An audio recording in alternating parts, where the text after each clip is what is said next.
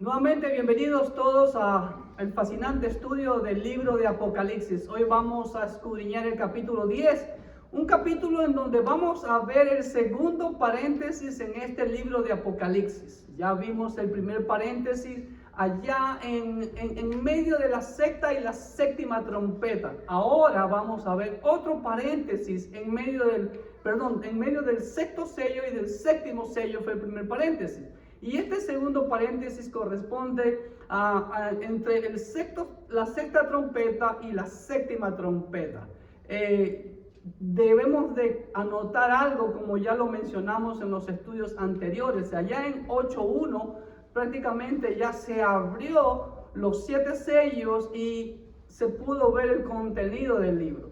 Y como le decimos siempre, las interpretaciones o las opiniones en este fascinante libro de Apocalipsis no deben ser de división o de enemistad entre los hermanos cristianos. Al contrario, debemos de unirnos y en las cosas esenciales, sobre todo en la doctrina, estamos unidos. Sabemos que Cristo viene por nosotros y que la iglesia debe estar lista en este momento para recibirlo.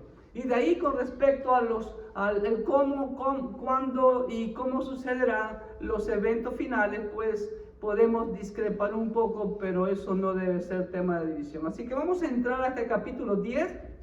Permítame leerlo, solo son 11 versículos que corresponde a el segundo paréntesis. Y aquí, en este segundo paréntesis, abarca desde el capítulo 10, versículo 1, hasta el capítulo 11, versículo 14. Es todo este segundo paréntesis, que vamos a ver 3 personajes aquí. Como ustedes pueden ver, primeramente en el capítulo 10, vamos a ver a este personaje que es el ángel fuerte. Y en el capítulo 11, los primeros versículos, vamos a ver a los 2 testigos. Entonces vamos a dar lectura a estos 11 versículos del segundo paréntesis del capítulo 10. Vi descender del cielo a otro ángel fuerte, envuelto en una nube con el arco iris sobre su cabeza, y su rostro era como el sol, y sus pies como columnas de fuego. Tenía en su mano un librito abierto, y puso su pie derecho sobre el mar y el pie izquierdo sobre la tierra. Y clamó a gran voz como ruge un león, y cuando hubo clamado, 7 truenos emitieron sus voces. Cuando los 7 truenos hubieron emitido sus voces, yo iba a escribir, pero oí una voz del cielo que me decía: sella las cosas que los 7 truenos han dicho y no las escribas. Y el ángel que vi en pie sobre el mar y sobre la tierra levantó su mano al cielo y juró por el que vive por los siglos de los siglos, que creó el cielo y las cosas que están en él, y la tierra y las cosas que están en ella, y el mar y las cosas que están en él, que el tiempo no sería más, sino que en los días de la voz del séptimo ángel, cuando él comience a tocar la trompeta, el misterio de Dios se consumará, como él lo anunció a sus siervos los profetas. La voz que oí del cielo habló otra vez conmigo y dijo: ve y toma el librito que está abierto en la mano del ángel que está en pie sobre el mar y sobre la tierra. Y fui al ángel diciéndole que me diese el librito. Y él me dijo: toma y cómelo, y te amargará el vientre, pero en tu boca será dulce como la miel. Entonces tomé el librito de la mano del ángel y lo comí. Y era dulce en mi boca como la miel, pero cuando lo hube comido, amargó mi vientre. Y él me dijo: es necesario que profetices otra vez sobre muchos pueblos, naciones, lenguas y reyes. Entonces vamos a ver las notas que tenemos acerca de este hermoso capítulo 10. Desde 10.1 hasta capítulo 11, versículo 14, como les manifesté hace un momento, tenemos el segundo paréntesis, o también llamado interludio de Apocalipsis. Este paréntesis se ubica entre la sexta trompeta y la séptima trompeta, o también el segundo ay y el tercer ay, que son la quinta, la sexta y la séptima trompeta, como ya hemos estado estudiando, son los 3 años. El primer paréntesis fue entre el sexto y el séptimo sello, Eso lo vimos allá en el capítulo 7. ¿Ok? Y en ese primer paréntesis vimos dos grupos de personas, los sellados de Israel y la multitud gentil que salía de la gran tribulación. Pero en este segundo paréntesis vemos tres personajes: el ángel grande con el librito en su mano y los dos testigos que vamos a ver en el siguiente capítulo 11. ¿Ok? Ahora vamos a escudriñar el primer versículo y vamos a subdividirlo en tres partes por lo que demanda del versículo de su exégesis. ¿Ok? Miren lo que dice el versículo 1. Vi descender del cielo a otro ángel fuerte. Ok, solamente esa primera frase. Vi, dice Juan, que él estaba viendo descendiendo del cielo un ángel que estaba descendiendo del cielo. ¿Ok? Ahora, dice a otro ángel fuerte. Ha habido inquietud, ha habido inclusive polémica en poder discernir quién es este ángel fuerte. Y por todo lo que se lee a continuación, dice, envuelto en una nube con el arco iris sobre su cabeza, y su rostro era como el sol, y sus pies como columnas de fuego. Entonces, algunas personas han creído que este ángel fuerte es el Señor Jesucristo. ¿Ok? Por ejemplo, los comentaristas de décadas atrás, como Godet, Vincent, Ironside y otros, creen que este ángel es nuestro Señor Jesucristo, este ángel fuerte. Ahora, pero hay otros comentaristas también de décadas pasadas que ya pasaron a la presencia del Señor, como el doctor Newell o el doctor Walburn. Ellos dicen que este ángel no es Cristo. ¿Por qué? Porque en el nuevo pacto, en todo el nuevo pacto y en Apocalipsis especialmente, al Señor Jesucristo no se lo ve como el ángel de Jehová, que lo vimos en el antiguo pacto. Recordemos que cuando el Señor se manifestaba en el antiguo pacto, en muchas de esas manifestaciones se lo reconoce como el ángel de Jehová. Pero luego que encarnó, tomó forma humana y cumplió su ministerio, ya era el Cristo encarnado, el Dios hecho carne, físicamente, ¿no? Después que asciende al cielo, ya está sentado a la diestra de Dios Padre, y de ahí es el que está prácticamente llevando a cabo todos estos juicios. Así que no puede ser el Señor Jesucristo, según el doctor Newell y el doctor Walburn. Pero otros dicen que, bueno, no puede ser otro ángel diferente, como también lo vemos en algunos otros pasajes. Aquí mismo en Apocalipsis. Vamos a la nota. Juan vio descender del cielo, ojo, dice a otro, y cuando dice a otro, el griego denota que es otro de las mismas características de este ángel, un ángel fuerte y grande, ¿ok? Godet, Vincent, Ironside y otros creen que este ángel es nuestro Señor Jesucristo, pero creemos como el doctor Newell y Walburn que este ángel no es Cristo Jesús, porque en el Nuevo Pacto y en Apocalipsis nunca es designado como un ángel. ¿Ok? Este ángel fuerte podría ser el ángel de 5.2. Miren lo que dice Apocalipsis 5.2. Y vi a un ángel fuerte que pregonaba a gran voz: ¿quién es digno de abrir el libro y desatar sus sellos? Ok, aquí vemos otro ángel fuerte. También vemos otro ángel fuerte en el capítulo 18, versículo 1 de aquí mismo de Apocalipsis, que dice así: después de esto vi a otro ángel descender del cielo con gran poder, y la tierra fue alumbrada con su gloria. Ahora, recordemos algo que usted ya se ha de haber dado cuenta al comenzar a estudiar, sobre todo capítulo 4 en adelante de Apocalipsis. La gran actividad angelical que conlleva el libro de Apocalipsis. Pero dentro de esa actividad angelical vemos unos ángeles especiales, como este ángel fuerte de 5.2, este ángel de 10.1 y el de 18.1, ¿no? Que pudieran ser uno de estos u otro completamente diferente, ¿ok?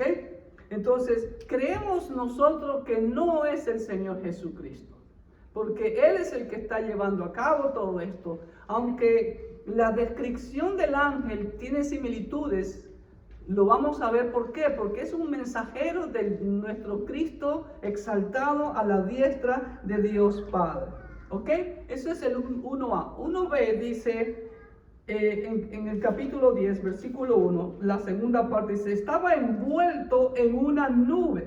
Ojo, estaba envuelto, ¿no? Como cuando alguien agarra una sábana o una cobija y se envuelve con ella. Aunque la ilustración no es tan completa porque no está totalmente envuelto en ángel como ustedes ven, solamente esta parte, ¿no? Pero aquí denota como que fuera una vestidura, las nubes, ¿ok? El hecho de que este ángel esté envuelto o vestido en una nube demuestra que no es Cristo. ¿Por qué? Ya que Él ascendió en una nube, como lo dice Hechos 1.8. Mire lo que dice Hechos 1.8.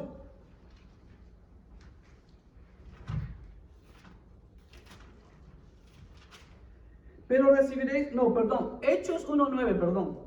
Y habiendo dicho estas cosas, viéndolo ellos, fue alzado y le recibió una nube que le ocultó de los ojos de sus discípulos. Claro, porque la nube está abajo, el Señor está sobre la nube, los discípulos están abajo y ya no lo podían ver al Señor Jesucristo. Y además también el Señor aquí mismo en Apocalipsis 1 dice que Él vendrá sobre las nubes. Apocalipsis 1.7 dice, he aquí que viene con las nubes y todo ojo le verá. Y los que le traspasaron y desde los linajes de la tierra harán lamentación por él. Sí, amén. Ahora, este es un mensajero especial de nuestro Señor Jesucristo. Recordemos que los ángeles anunciaron el nacimiento de nuestro Señor Jesucristo, ¿ok? En su primera venida. Y ellos también anunciarán su segunda venida. Tampoco es la segunda venida de Cristo la aparición de este ángel. No hay que confundir con eso cuando venga Cristo en su gloria, como algunos creen. Así que es un error decir que este ángel es Cristo y que es su segunda venida. Cuidado, este es un mensajero especial de Cristo que anuncia juicio. ¿Por qué decimos eso? Por los pies. Ya vamos a llegar ahí al punto C. ¿Ok? Miren lo que dice también, que con él tenía un arco iris sobre su cabeza. Por eso también la gente puede confundirse con nuestro Señor Jesucristo. Pero recordemos que el arco iris, ¿qué demuestra el arco iris? Lo vimos por primera vez cuando el Señor, después del diluvio, no hace descender a Noé del arca. Noé levanta un altar, hace sacrificio y Dios manda la señal de su pacto, el arco iris en el cielo. ¿Qué significaba? Que nunca más el Señor iba a destruir la tierra con el diluvio. Y también significa misericordia, aunque lamentablemente hoy en día los colores del arco iris lo usan otro grupo que no tiene nada que ver con la Biblia y de hecho son totalmente opuestos a la Biblia. El arco iris, como en Noé, demuestra misericordia, que a pesar de los juicios de Dios, no destruirá la tierra otra vez con diluvio. Y además recuerde que cuando ocurran todos estos eventos próximos, no es el fin, como nosotros creemos, sino que será, después de todos los eventos, la venida en gloria de nuestro Señor Jesucristo para establecer su reino divino, monárquico, por 1000 años aquí en la tierra. Y que este arco iris muestra misericordia porque da oportunidad de arrepentimiento. Aún, hermano, eso es lo maravilloso de este capítulo 10. Ahora, ¿por qué hay paréntesis? Los paréntesis nos ayudan a entender más el carácter de Dios con respecto al derramamiento de sus juicios. Podemos ver más ampliamente la voluntad de Dios, el carácter de Dios, la personalidad de Dios, ¿no? Y podemos entender un poco más todos esos aspectos de los juicios divinos que Dios va a ejecutar sobre esta tierra, aunque en su eternidad ya están ejecutados, ¿ok? El rostro como el sol es la insignia de Cristo. Miren allá en Mateo 17:2. Mateo 17:2. Dice así: y se transfiguró delante de ellos y resplandeció su rostro como el sol y sus vestidos se hicieron blancos como la luz. ¿Sí ven? Por eso algunas personas también lo confunden como el Señor Jesucristo. Pero vemos también que, ¿qué le pasó a Moisés cuando descendió del monte Sinaí? Tuvo que cubrirse su rostro, porque su rostro brillaba como el sol, porque estuvo en la presencia gloriosa del Señor Jehová. ¿Ok? Entonces, los varones en la resurrección de Cristo también resplandecían, ¿no? Los dos varones que estaban ahí al lado de la sepultura o donde colocaron al Señor Jesucristo, ¿ok? Sus pies, dice la Biblia, y piernas como columnas de fuego. Ojo siempre lo que les he enseñado. La palabra como es un símil, una semejanza, algo parecido a columnas de fuego. ¿Y qué denota eso? Denota el mensaje de juicio que este mensajero divino lleva.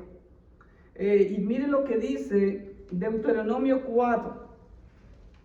Recordemos que el Señor allá en el Sinaí, ¿qué pasó? Y ya en Deuteronomio, que es la repetición de la ley a la nueva generación, porque la primera generación que salió de Egipto murieron todos en el desierto por rebeldes, quejumbrosos y desobedientes. Miren lo que dice Deuteronomio 4:14. Dice así: a mí también me mandó Jehová en aquel tiempo que os enseñase los estatutos y juicios, para que los pusieses por obra en la tierra a la cual pasáis a tomar posesión de ella. Mira lo que dice el versículo 24. Porque Jehová tu Dios es fuego consumidor, Dios celoso. ¿Ok? Y versículo 36, ahí mismo, solo para tomar. Hay otros pasajes que denotan lo mismo. En el versículo 36 dice: desde los cielos te hizo oír su voz para enseñarte, y sobre la tierra te mostró su gran fuego, y has oído sus palabras de en medio del fuego. ¿Sí ve? Lo que denota es juicio, mensaje de juicio. Pero dentro de ese juicio, como lo estamos viendo, la gran tribulación y todo eso, aún Dios actúa en misericordia. ¡Qué maravilloso nuestro Señor! Versículo 2. Dice que este ángel tenía en su mano un librito abierto, ojo, librito abierto, y puso su pie derecho sobre el mar y el izquierdo sobre la tierra. Interesante. Ahora, la palabra librito la vemos en el versículo 2, en el versículo 8, en el versículo 9 y en el versículo 10. Y es interesante, yo tengo 3 manuscritos griegos. De los 3 manuscritos griegos, en uno de ellos aparece la palabra biblión aquí, que no es librito, sino libro, de donde procede la palabra Biblia, ¿ok? Ahora, vamos para que vean la nota. El ángel tiene en su mano un librito, pero la palabra librito no es biblión, sino que es bibliaridium. Es un rollito, ¿ok? Recuerden que los libros no son como los nuestros actualmente, por eso puse esta ilustración. El librito en la mano, que es un rollo abierto, ¿ok? Y en el Textus Receptus, en estos 4 versículos sí dice la palabra bibliaridio, ¿ok? En otro texto que tengo, en cambio, en el versículo 10 dice biblión. Así que, pues bueno, pero lo que el contexto nos dice que es un librito, ¿ok? Ahora, para algunos comentaristas, este librito es el mismo que tenía Dios Padre en su mano, que fue traspasado al Señor Jesucristo, ¿no? Y quien rompe los sellos, y ya eso fue que se presentó el libro en Apocalipsis 5, en capítulo 8 ya vemos que el libro está totalmente abierto, ¿ok? Ya se puede ver todo el contenido, como usted puede ver ahí. Entonces, para algunos, dicen que este librito es el libro de capítulo 5.1 y 8.1. Ahora bien, el contenido de este librito es un misterio, ¿ok? Pues no se revela en todo Apocalipsis. pero está abierto, o sea que se lo podía ver. Lo que podría significar, ojo, los juicios de Dios revelados. Ahora, vamos a ver en el Salmo 29, más adelante, en el versículo 3, que ahí vemos también algo concerniente a esto. ¿Ok? Ahora, el poner dice que el ángel puso el pie derecho sobre el mar y el izquierdo sobre la tierra. ¿Qué implicación tiene eso? Y yo me hice la pregunta, ¿y por qué el pie derecho sobre el mar y el pie izquierdo sobre la tierra? ¿Por qué no al revés? Buena pregunta, ¿no? Entonces, bueno, en lo que podría significar el poner sus pies sobre el mar y la tierra, sugiere nuevamente lo grande que es este ángel. Ahora, en la literatura judía, en los libros deuterocanónicos, se describía algunos ángeles tan altos como los cielos. De ahí viene también, de ahí se puede tomar la famosa figura del Atlas, ¿no?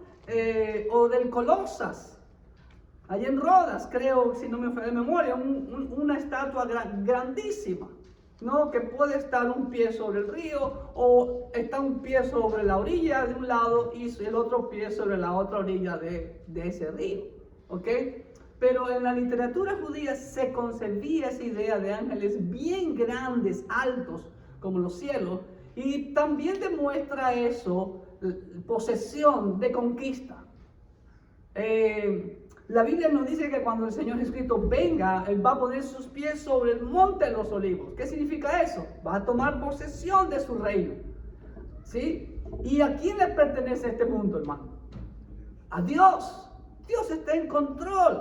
Nada es nuestro, absolutamente nada, pero sin embargo, como en estos días estamos viendo que hay ya tambores de guerra, algunos ya vaticinan la Tercera Guerra Mundial, ok, bueno, este video se está grabando meses antes de ponerlo a nuestro canal de YouTube. Estamos en febrero 22 hoy día, ok, pero ya hay gente vaticina la Tercera Guerra Mundial, etcétera, etcétera, pero los pueblos se matan por algo que no es de ellos. Y el ser humano no acaba de entender y nunca entenderá que vive de prestado aquí. Nada es nuestro, nada nos llevamos. El ser humano tiene que entender eso, pero lamentablemente somos pocos los que entendemos eso y nos enfocamos en lo que realmente debe de importar al ser humano: la eternidad. Ahora, me puse a pensar yo, ¿por qué el pie derecho? Que muchas veces decimos, empezamos con pie derecho. Siempre nos imaginamos en una marcha que primero se saca el pie derecho, ¿ok? Entonces, ¿por qué lo pone en el mar? Bueno, podría ser porque la Biblia dice claramente que cuando Dios creó todo era una gran masa de agua, y que Dios divide las aguas de las aguas, como lo vemos allá en Génesis 1, del 2 al 10. El universo procede del agua. Miren lo que dice Segunda de Pedro 3:5. Segunda de Pedro 3:5, ahí cerquita lo tenemos. Dice así: estos ignoran voluntariamente que en el tiempo antiguo fueron hechos por la palabra de Dios los cielos y también la tierra, que proviene del agua y por el agua subsiste. Interesante. Bueno, si el pie derecho es primero, lo que Dios creó primero fue el agua, y después del agua que viene la tierra. Lo vemos eso en Génesis 1. Podría tener algo de lógica al respecto. Por lo importante aquí en este versículo es que el ángel fuerte y grande demuestra grandeza, poder, majestad, que representa a ese Dios majestuoso, soberano, dueño absoluto, no solamente de esta tierra, sino de todo el universo. ¿Ok? Versículo 3. Y clamó el ángel a gran voz, como ruge un león. Y cuando hubo clamado, 7 truenos emitieron sus voces. Mira, interesante. El ángel clamó, dice, a gran voz, para que se escuche hasta lo último de los rincones de este universo del soberano Dios. ¿Ok?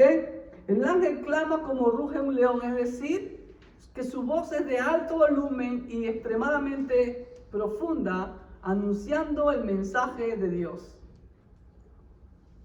Lo interesante es, dice que cuando el ángel fuerte clamó, 7 truenos emitieron su voz. ¡Wow! Ahora usted entiende que cuando hay una tormenta y hay truenos, yo digo, papá Dios está hablando.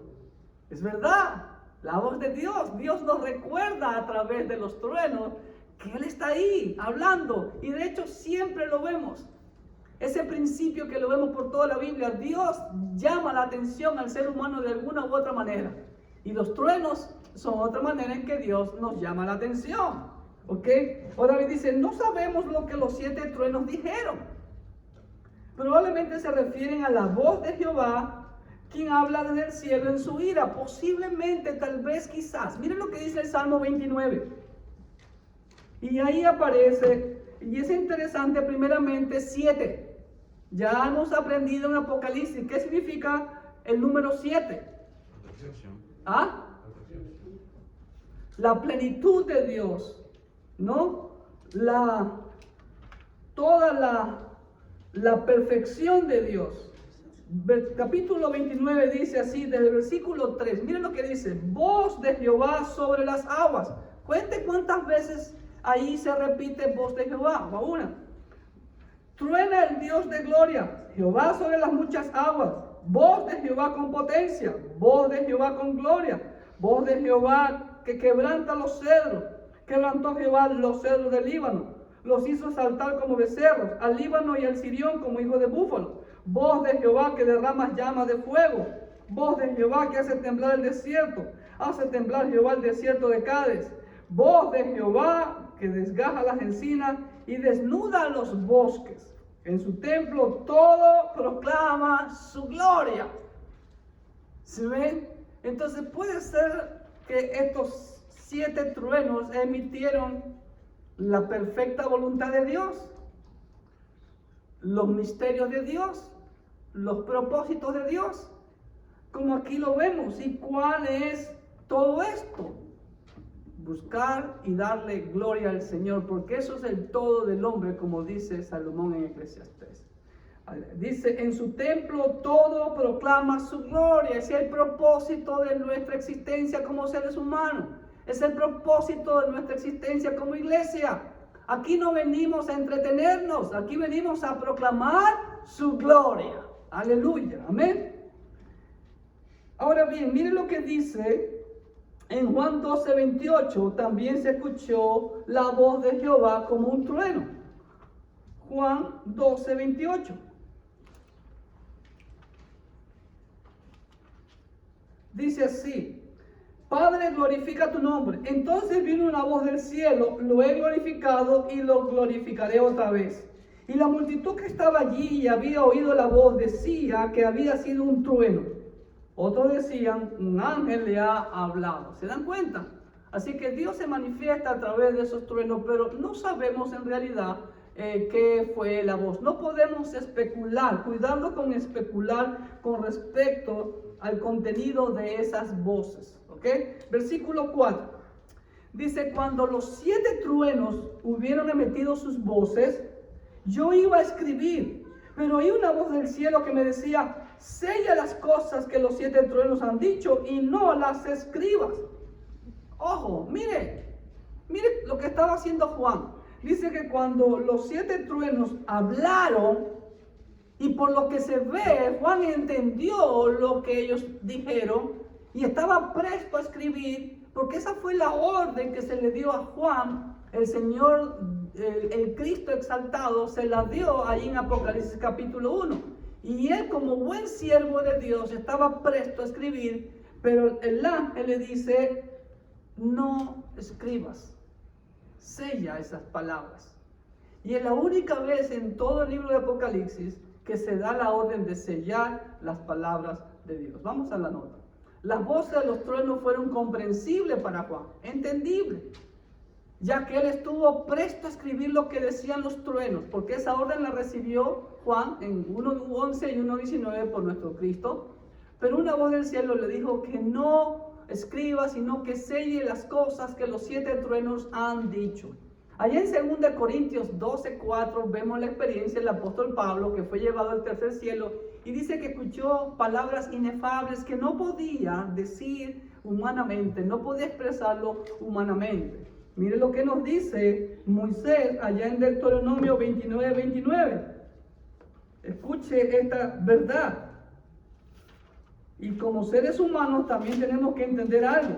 Nuestra mente finita no alcanza a entender la mente infinita de Dios. Deuteronomio 29:29, una verdad que el ser humano debe entender. Las cosas secretas pertenecen a nuestro Dios, mas las reveladas son para nosotros y para nuestros hijos para siempre. ¿Con qué propósito Dios nos revela su palabra? Ahí está, para que cumplamos todas las palabras de esta ley. Siempre lo mismo. El mensaje de la Biblia es el mismo. Obedecer, obedecer al Señor. En Job 37:5, miren lo que nos dice Job. Job 37:5. Dice así: truena Dios maravillosamente con su voz. Él hace grandes cosas que nosotros no entendemos. Así es. Porque nuestra mente humana no puede entender la mente infinita de Dios. Esa es una verdad que el ser humano no la quiere entender. Quiere llegar a ser como Dios. Y lo que hace es caer más y más profundo en una inmoralidad, en una incredulidad y una rebeldía como estamos viviendo en este mundo. Versículo 5. Ahora, hubieron hombres que se atrevieron a decir lo que los 7 truenos habían dicho. Uno de ellos, su nombre fue Vitringa, son comentaristas, teólogos del pasado. Dice que esto se refería a las 7 cruzadas que hubieron en el siglo XI. Absolutamente incoherente. Gambus, otro teólogo ya de años pasados, del siglo pasado inclusive, dice que estos 7 truenos representan a las 7 naciones que habían recibido la reforma protestante. Totalmente fuera de foco, fuera de contexto. Simplemente no sabemos, podemos especular que es voz de Jehová, eso sí es voz de Jehová, pero más allá no sabemos a ciencia cierta. Versículos 5 y 6. Y el ángel que vi en pie sobre el mar y sobre la tierra, levantó su mano al cielo y juró por el que vive por los siglos de los siglos, que creó el cielo y las cosas que están en él, y la tierra y las cosas que están en ella, y el mar y las cosas que están en él, que el tiempo no sería más. ¿Qué significa eso? Mire, ¿qué significa levantar la mano? Es un acto de solemnidad que hace el ángel y darle importancia al juramento que va a decir. Allá en Génesis 14 vemos la historia que Abraham levantó su mano al Dios Altísimo jurando que no iba a tomar nada del botín de que recuperó, solamente las cosas de Escol y sus muchachos. ¿Okay? Allá en Deuteronomio 32:40 podemos leer de la siguiente manera. Deuteronomio 32:40 dice así: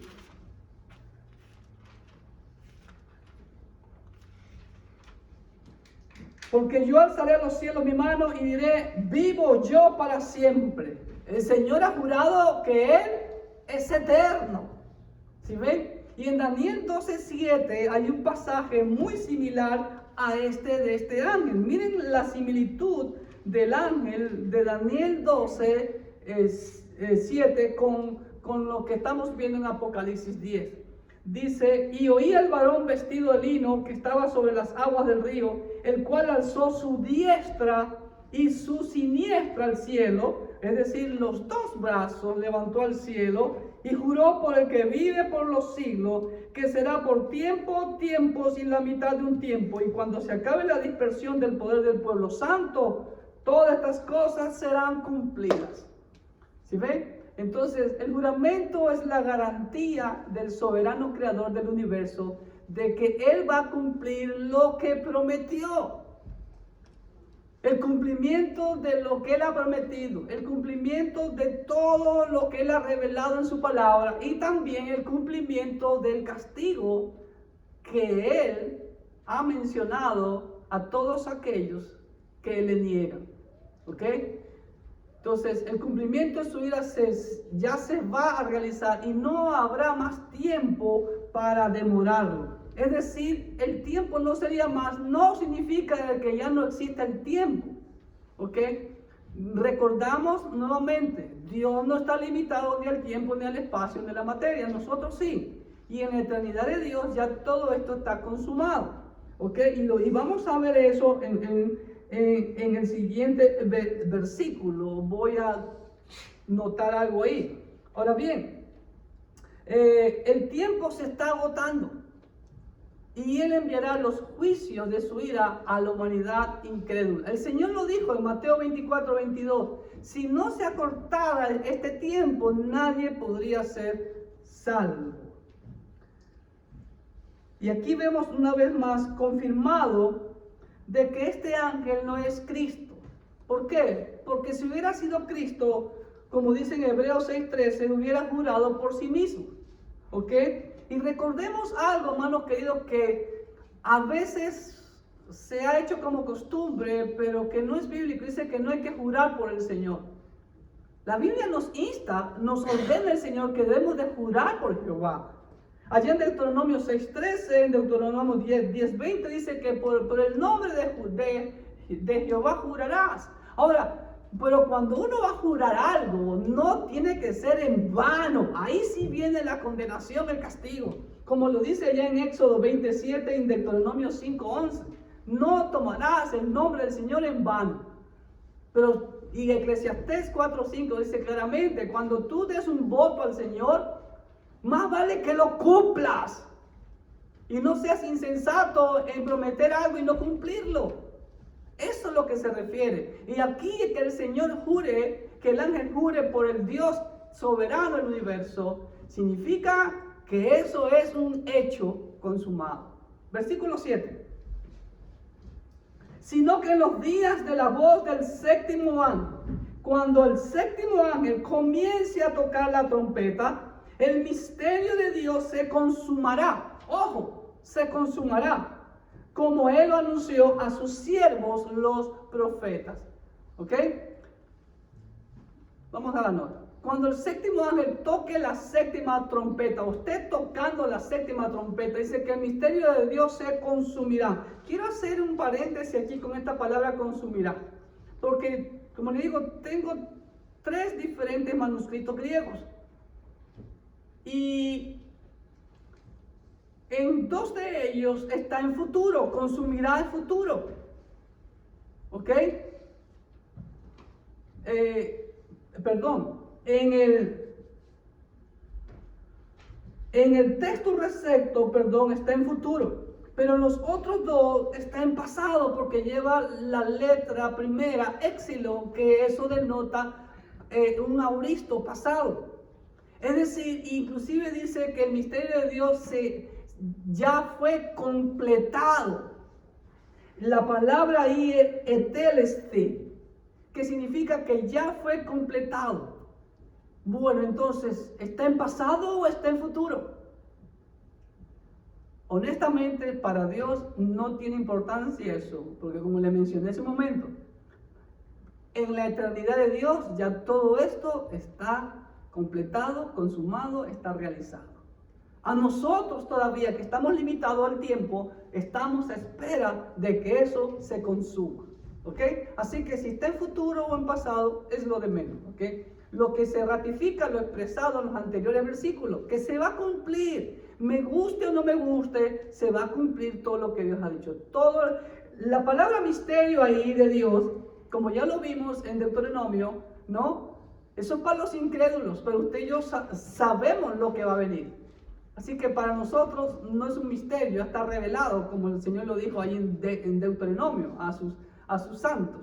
Todo el propósito y respuesta de Dios a la historia humana será revelada. Hay muchas cosas que usted y yo no entendemos. Hay muchas cosas que o preguntas que los seres humanos nos hacemos. A mí a veces me hacen preguntas un poco difíciles y esto que lo otro, y yo les digo, mira, cuando estemos en el cielo, ahí lo sabremos. Es así.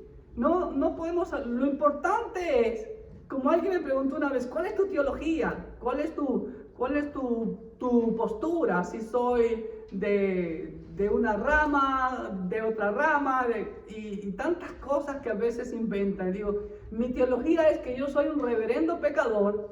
El Señor me amó con amor eterno, tuvo misericordia de mí, vino a buscarme, me salvó, y ahora yo soy su siervo esclavo, y lo único que hago es servir, servirle y servir. Esa es mi teología. Punto. ¿Ok? La séptima trompeta, como dice aquí, cuando el séptimo ángel toque la séptima trompeta, todo prácticamente, algunos comentaristas dicen que cuando se toque la séptima trompeta, prácticamente ya es, todos esos juicios que vienen uno tras otro. O sea que el tiempo entre la séptima trompeta y la venida de Cristo es sumamente corta. Sumamente corta. Así que pues, a ponernos juiciosos. La séptima trompeta abre los juicios de las 7 copas de la ira de Dios, que los cuales vienen, como digo, una tras otra y en creciendo, ¿ok? Hasta la manifestación de nuestro Señor. Miren lo que nos dice Ageo, capítulo 2, versículos 6 al 7. Ageo 2, del 6 al 7 dice así. Porque así dice Jehová de los ejércitos, de aquí a poco, ¿sí ven? Yo haré temblar los cielos y la tierra, el mar y la tierra seca, y haré temblar a todas las naciones, y vendrá el deseado de todas las naciones, y llenaré de gloria esta casa, ha dicho Jehová de los ejércitos. Amén. Así que vemos que el Señor anuncia que los juicios que vendrán van a ser fuertes y que no va a durar mucho tiempo. Así que es una advertencia. ¿Con qué propósito? Para que la humanidad conozca esto y que no espere ese momento. Ahora vemos que el Señor honra a sus verdaderos profetas, pues como Él anunció a sus siervos los profetas. La palabra siervos ahí en griego es doulos, que es esclavos, a sus esclavos. El mayor título que podemos tener es esclavos de Cristo, ¿no? El Señor honra a sus verdaderos profetas, quienes fueron verdaderos proclamadores de su palabra. Y ahí vemos todos esos pasajes donde el Señor honra a todos esos profetas, ¿no? Por ejemplo, el que tenemos cerca, Apocalipsis 11, 18, dice así. Y se iraron las naciones y tu ira ha venido y el tiempo de juzgar a los muertos y de dar el galardón a tus siervos los profetas, a los santos y a los que temen tu nombre, a los pequeños y a los grandes, y de destruir a los que destruyen la tierra. Así es. Vamos a recibir galardón los que verdaderamente predicamos la palabra de Dios como es, no tratando de agradar al hombre, sino diciendo lo que la Biblia dice. Versículo 8. Miren lo que se le ordena a Juan. Dice, la voz que oí del cielo habló otra vez conmigo y dijo, ve y toma el librito que está en la mano del ángel que está en pie sobre el mar y sobre la tierra. Ojo, este pasaje, amados hermanos, es muy similar. No sé si entienden la ilustración, si han leído bien la Biblia, pueden entender esta ilustración. Esta es el profeta Ezequiel y la visión de la gloria de Dios allá en Ezequiel capítulo 1, 2 y 3. Y después también creo que en el 13, por ahí también se le aparece la gloria del Señor. No me acuerdo ahorita exactamente. Recuerde que Ezequiel también es otro libro apocalíptico. Entonces, esta visión de Juan con el ángel es muy parecida a la visión de Ezequiel, capítulo 2, versículo 8. Vamos a leer, miren lo que dice. Ezequiel 2, versículo 8 al capítulo 3, versículo 3. Mas tú, hijo de hombre, escuche bien, subráyelo, oye lo que yo te hablo. No seas rebelde como la casa rebelde, Israel. Abre tu boca y come lo que yo te doy. Y miré y aquí una mano extendida hacia mí, y en ella había un rollo de libro, y lo extendió delante de mí, y estaba escrito por delante y por detrás. Y había escritas en él endechas y lamentaciones y ayes, dolor, castigo y sufrimiento. Me dijo: hijo de hombre, come lo que hayas, come este rollo y ve y habla a la casa de Israel. Y abrí mi boca y me hizo comer aquel rollo y me dijo: hijo de hombre, alimenta tu vientre y llena tus entrañas de este rollo que yo te doy. Y lo comí, dice Ezequiel, y fue en mi boca dulce como miel. Luego me dijo: hijo de hombre, ve y entra a la casa de Israel y habla a ellos con mis palabras. Porque no eres enviado a pueblo de habla profunda ni de lengua difícil, sino a la casa de Israel. No a muchos pueblos de habla profunda ni de lengua difícil, cuyas palabras no entiendas, y si a ellos te enviaras, ellos te oirán. Interesante. Juan recibe aquí una orden. Probablemente la voz sea de Dios Padre o del Hijo o del mismo ángel. Él lo demé junto al altar, para que vaya a tomar el libro abierto. Miren la orden. Dice: ve y toma el libro que está abierto en la mano del ángel. ¿Ok? Que estaba parado sobre el mar y la tierra. Ahora, no le da Dios la orden al ángel de que le dé el libro a Daniel, a Juan, sino que Dios, o la voz, ya sea del Padre, del Hijo, del ángel, le da la orden a Juan de que él vaya a tomar el libro de la mano del ángel que estaba parado sobre el mar y la tierra. ¿Qué implicación tiene eso? Significa que la revelación y los propósitos de Dios serán transferidos a sus siervos para que lo proclamen. ¿Se dan cuenta? Dios puede proclamar su palabra. Dios puede mandar a ese ángel fuerte por toda la humanidad y todo el mundo se asombraría y tal vez creerían o tal vez dudarían. Pero lo maravilloso aquí, hermano, entender es que Dios nos da ese privilegio a nosotros. Cuando Él puede hacer su obra totalmente solo, porque Él es Dios todopoderoso. ¡Wow! Pero qué pena que Israel tuvo en poco ese privilegio. Y la iglesia hoy en día, ¿qué creen? ¿Hemos cumplido? Ya son benditas todas las naciones de la tierra conociendo al único Dios verdadero. Selah. Paremos y meditemos en eso. Versículo 9.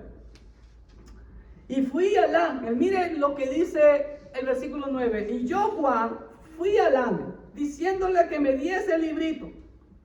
Pero mira lo que le dice el ángel. Pero el ángel me dijo: toma tú el libro y cómelo, y te amargará el vientre, pero en tu boca será dulce como la miel. Ahora, ¿qué hace Juan una vez que recibe la orden? Lo que debe hacer todo cristiano. El momento que cuando dice que se ha entregado a Cristo, debe de obedecerle, porque es siervo de Cristo, esclavo de Cristo. Juan no duda ni un momento, inmediatamente va y se le acerca al ángel, y le pide el librito. Pero el ángel nuevamente le ordena que lo tome él por sí mismo. ¿Ok? Miren, 2 veces se le ordena a Juan que él mismo tome el libro. ¿Ok?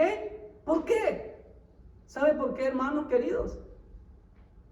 Porque la revelación de Dios no se nos impone. A usted nadie le obligó a entregarse a Cristo. Si usted lo hizo de corazón y voluntariamente, usted va a obedecerle. Usted va a tomar la ley de Dios. Usted va a tomar los mandamientos de Dios. ¿Sí ven? Dios no impone nada. Dios no actúa nada impositivamente ni a la fuerza. Dios es un caballero. El hombre se condena porque quiere. Porque la salvación ya está dada. a todos los hombres que la aceptan. ¿Ok? También nos dice aquí, el ángel le da las consecuencias de comerlo. Interesante, dice que le sería amargo en su vientre, pero dulce en su boca. ¿Por qué ese doble sentir? ¿Por qué ese contraste? Le amargaría el estómago, pero que en su boca será dulce como la miel. Significa que el mensajero o profeta de Dios, escúchame bien, tiene que tomar el mensaje de Dios en el interior de su propia vida y ser. Les decía hace un momento, cuando usted prepara un mensaje, si usted se para en un púlpito a predicar, usted tiene que vivir lo que está predicando, si no es un hipócrita. Así de fácil y sencillo. El Señor le obliga a comerlo. Tenemos que hacer propia la palabra de Dios en nuestra vida. Y no solamente nosotros, cada cristiano, cada persona que dice que se ha entregado a Cristo Jesús. ¿Usted lo está haciendo? ¿Usted está haciendo suya la palabra de Dios? ¿O no lee la palabra de Dios? Y ese es uno de los grandes problemas que vemos hoy en día en la iglesia postmoderna. Y no nos gustan los mensajes largos. Nos gusta más show o entretenimientos y menos la palabra. Me encanta a mí la historia de Nehemías y Esdras, cuando dicen que desde el amanecer hasta el mediodía leyeron la palabra. Niños, todos de pie, y nadie se quejaba. Y todos entendieron, dice.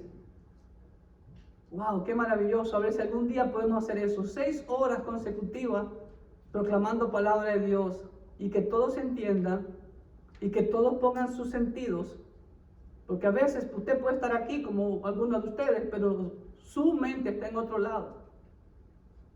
Poner los sentidos y vivir, ingerir la palabra de Dios. Es lo que el Señor nos demanda. Versículo 10. Entonces tomé el librito, dice Juan, de la mano del ángel y lo comí. Y era dulce en mi boca como la miel, pero cuando lo hube comido, amargó mi vientre. Wow, ¿sabe lo que significa eso? Primeramente, nuevamente, recalcamos la importancia de la obediencia como siervo de Dios. Y eso es lo que vemos aquí en Juan. Acciones, no emociones. Juan actuó inmediatamente, obedeció, fue y tomó el librito y se lo comió. Acciones, eso es obediencia. Eso es lo que el Señor quiere. No quiere emocionalismo ni religiosidades. Amor a Dios son acciones y no palabras bonitas. Como buen siervo fiel de Dios, Juan obedece tomando y comiendo el libro. ¿Y qué pasó cuando comió el libro? Se cumplió lo que el ángel le dijo que sentiría al comerlo.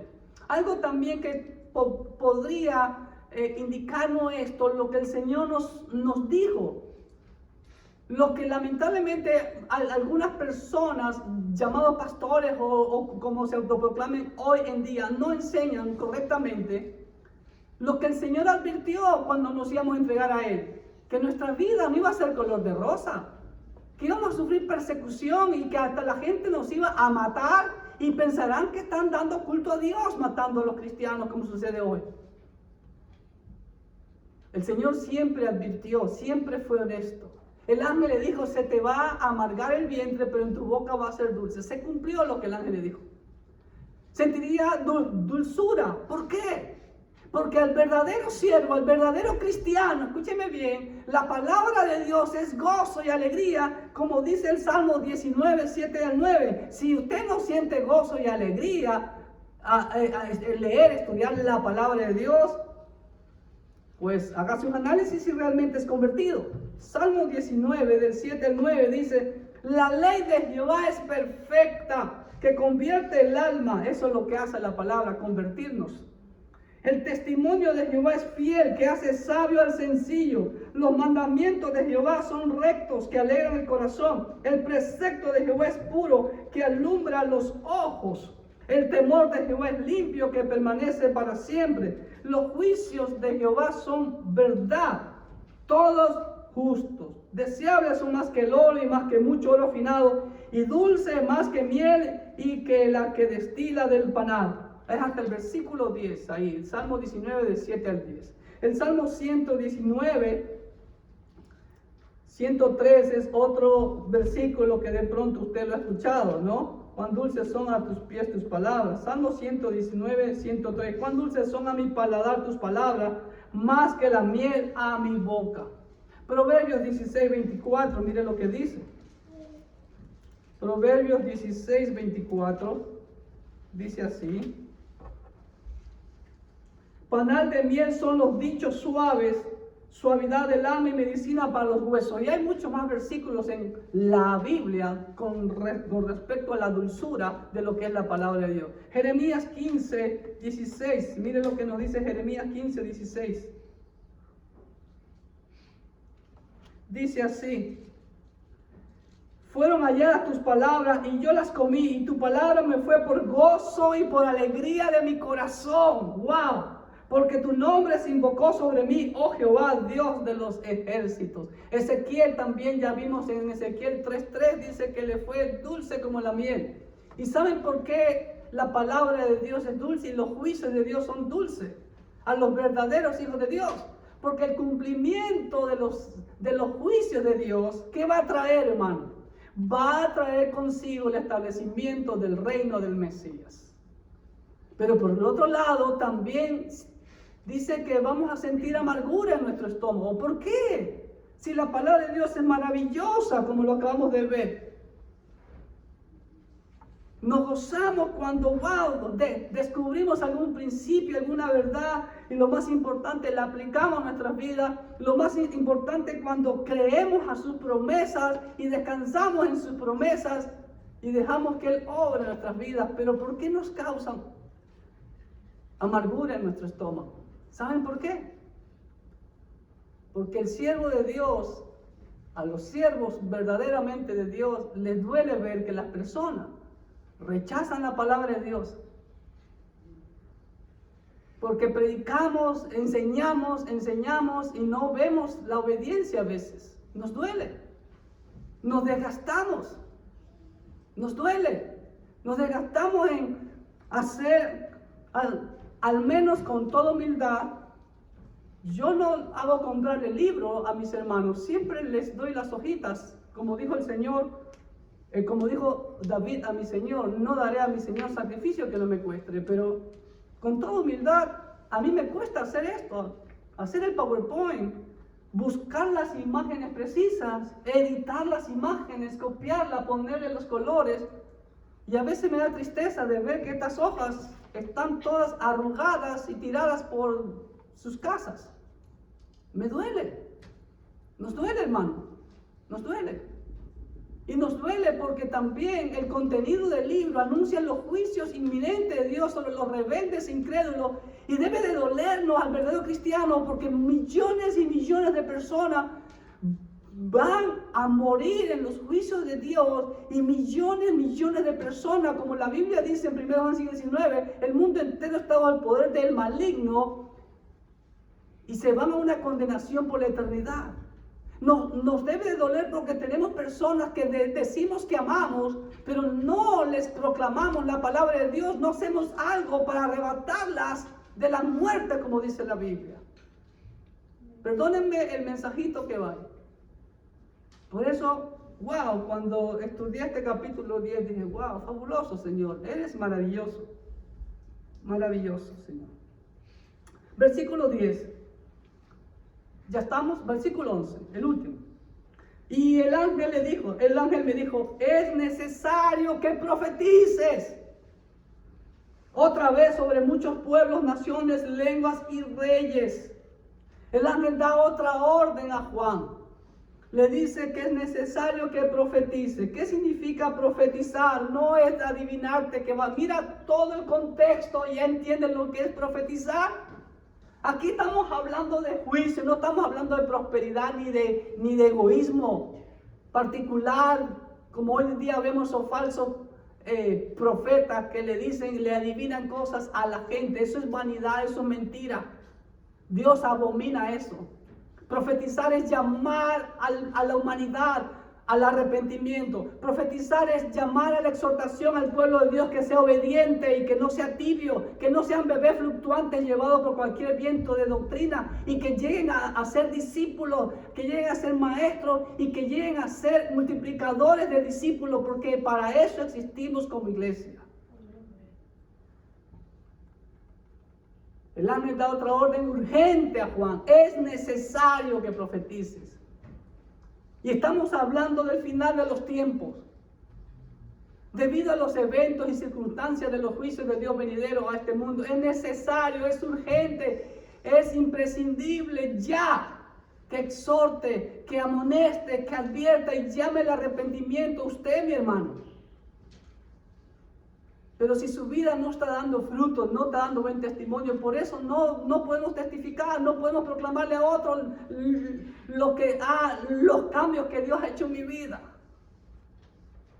Tenemos que empezar por nosotros primeramente. Convertirnos nosotros realmente en discípulos, no en meros creyentes, no en bebés fluctuantes. Es lo que el diablo quiere. Que usted sea un bebé toda la vida y que sea carga para la iglesia, que se resiente por lo que sea, y que me voy de la iglesia y salta de la iglesia. Eso es niñería, eso es inmadurez, y la iglesia no está para tratar inmadureces. Ya es tiempo de que despertemos del Señor. Hay que llamar a la gente al arrepentimiento. A muchos pueblos, naciones, lenguas y reyes hoy en día, pueblos, etnias que no conocen el nombre sobre todo nombre, pero existe la Coca-Cola, existe McDonald's, pero no conocen la salvación a través de Cristo Jesús. Es sorprendente que en medio de toda esta tribulación que existirá en aquellos días, todavía Dios nos muestra su amor y misericordia al hombre rebelde en enviarle su mensaje profético. El Señor dijo claramente allí en Lucas 5:32, miren lo que dijo el Señor. Lucas 5:32. No he venido a llamar a justos, sino a pecadores al arrepentimiento. Todo el capítulo 2 de Romanos, Pablo apela tanto a judíos como a gentiles al arrepentimiento. Pero miren lo que dice el versículo 4. Todo el capítulo 2 es una exhortación. Como les digo, la Biblia, el mensaje de la Biblia es único. Es un solo mensaje, es llamar a la humanidad al arrepentimiento, que se reconcilie con Dios. 2:4 dice así: o menospreciáis la riqueza de su benignidad, menosprecia la riqueza de su paciencia, menosprecia la riqueza de su longanimidad, ignorando que su bondad, su benignidad te guía al arrepentimiento. Hermano, ¿para cuánto Dios ha sido bueno hoy? Y siempre ha sido bueno y lo será. Pero esa benignidad del Señor, como dice aquí Pablo, debe de guiarte al arrepentimiento. Segunda de Pedro 3:9, Pedro dice que Dios no retarda su venida cuando uno tiene como tardanza, sino que Dios es paciente para con nosotros. Ahora, Pedro no le está hablando a los incrédulos. Este mensaje es para los cristianos. Es para ti, iglesia, que no estás cumpliendo el propósito por la cual fuiste salvo, si realmente eres salvo. Pero le dice que vengan al arrepentimiento, porque hay personas dentro de la iglesia, como el Señor lo dijo, hay cizaña, hay trigo y cizaña. Entonces Pedro, que la carta de Pedro no es para los incrédulos, es para los creyentes, le está diciendo: arrepiéntanse. Mi hermano, que llevas una vida religiosa o que estás jugando una doble vida, arrepiéntete. Es lo que quiere decir el Señor. ¿Ok? Y para culminar, mi amado hermano, el ángel le dice: es necesario que profetices. Vuelvo y repito, profetizar no es llenarte la mente de emociones o de cosas bonitas. ¿No? ¿Qué es la función profética? Lo vemos en todos los libros proféticos. Recordemos la función y el verdadero trabajo del profeta a su propio pueblo primero y a las naciones. Todos los profetas del antiguo pacto es llamado a la exhortación, llamado al arrepentimiento, llamado a que dejen la idolatría, que dejen todo el paganismo, dejen todo el materialismo y se vuelvan a Jehová. Pero hay profetas, como los que estoy mencionando aquí, que tienen mensaje para otras naciones, aparte de Israel, como Isaías, capítulo 3 al 23, Jeremías 46 al 51, Ezequiel 25 al 32, Daniel, capítulo 2 al 8, con la estatua y con las 4 bestias que vemos en capítulo 7, Amós, capítulo 1 y 2, Abdías, es exhortación llamado a Edom y la condenación para Edom. Jonás, llamado al arrepentimiento a Nínive, y también Nahum, que habla de Nínive. Entonces, en todos estos libros proféticos, yo le animo a que usted los lea. A mí no me crea nada. Vemos 5 principios. Número 1, Dios levanta profetas en medio de la abundancia de pecado, como hoy en día, como en los tiempos de Noé. La ilustración que usted ve ahí es de Noé. ¿Ok? Dios levanta. El profeta es aquel que te llama al arrepentimiento. El profeta es un vocero de Dios. Así dice Jehová: arrepiéntete, porque si no, vas a entrar en condenación. Número 1, Dios levanta profeta en medio de la abundancia de pecado. Número 2, el profeta llama al pueblo al arrepentimiento y abandonar el pecado y volverse a Dios. No endulza la mente y la emoción como los falsos profetas del antiguo pacto y también de hoy en día. Número 3, el profeta advierte del castigo que Dios enviará si no se arrepiente. Lo podemos ver en la historia de Israel, como Pablo dice allá en Romanos 15:4, 1 Corintios 10:11, no, que todas estas cosas le sucedieron a Israel para nuestra amonestación, para nuestra exhortación. Iglesia, estudia lo que le pasó a Israel. Lo mismo te va a pasar si no nos arrepentimos. Y 4, viene el castigo de Dios anunciado por el profeta. Como ustedes ven, el reino del norte fue llevado cautivo a Siria, el reino del sur fue llevado cautivo a Babilonia por 70 años. Después Israel, desde el año 132, 134 después de Cristo, en la última revuelta de Bar Kokhba, fue expulsado totalmente Israel de su territorio por los romanos, y ahora recién volvieron en 1948.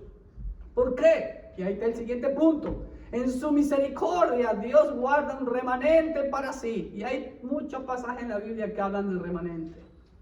La pregunta que cabe hacernos es: ¿debemos esperar hasta que aquellos días lleguen, los días de la gran tribulación, para anunciar la palabra de Dios a las naciones? Hermano, ese es el propósito de la iglesia. Capítulo 10, resumiendo, habla del propósito de la existencia de la iglesia. Anunciar con voz fuerte, como el ángel, a todas las naciones que se arrepientan, que va a venir juicio y que cuando viene no va a haber tiempo.